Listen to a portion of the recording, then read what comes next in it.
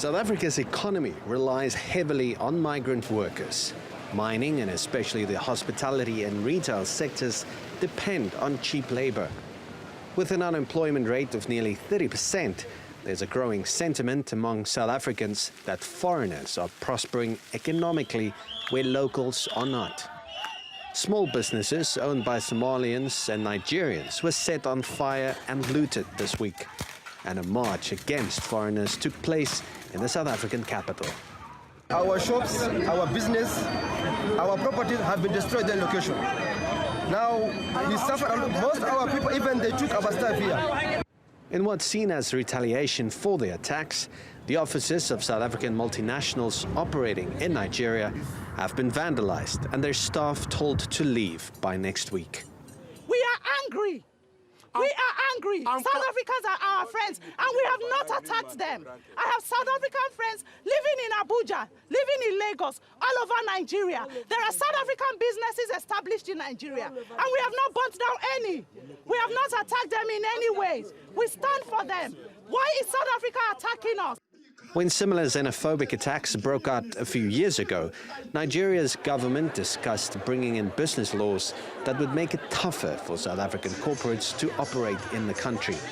And on South Africa's border with Mozambique, protesters blocked trucks from bringing in goods, hampering trade between the two countries.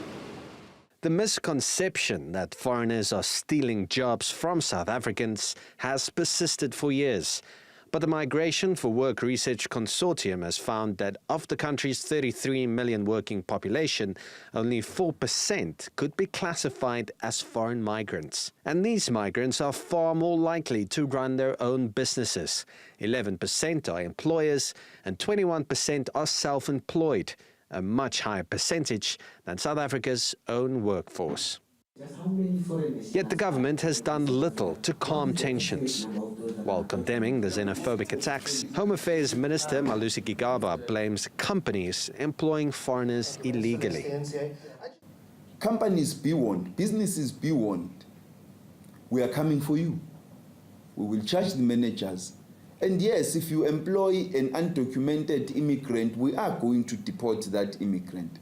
But such comments are likely to only increase retaliation from other African countries. Under PwC, TRT World.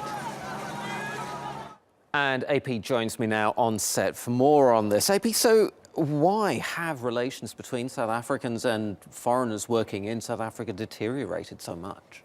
So this is nothing new. This has been continuing for quite a long time. And really to understand why that is, you need to go back all the way to 1948, which is when the then National Party won the elections. This is the notorious Afrikaner-led party that introduced apartheid legislation. They introduced something called job reservation, where you were awarded a job based on the color of your skin.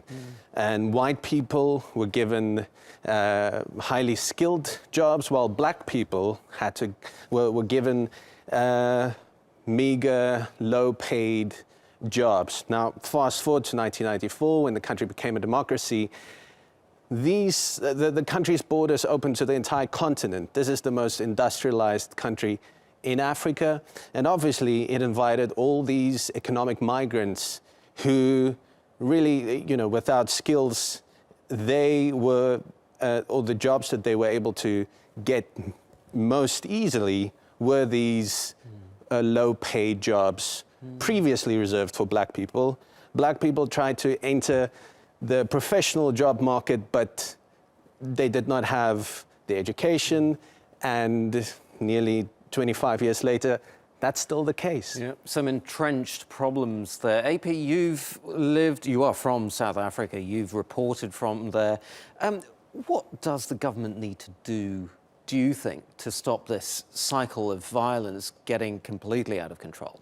Well, President Jacob Zuma needs to do more in creating actual jobs. The unemployment number has just increased since he took office. I want to read you a statement that he made today, He says many citizens of other countries living in South Africa are law-abiding and contribute to the economy of the country positively. Goes on to say it is wrong to brandish all non-nationals as drug dealers or human traffickers. Now, already in that quote, you can see he said South Africans aren't xenophobic. This is purely a crime problem.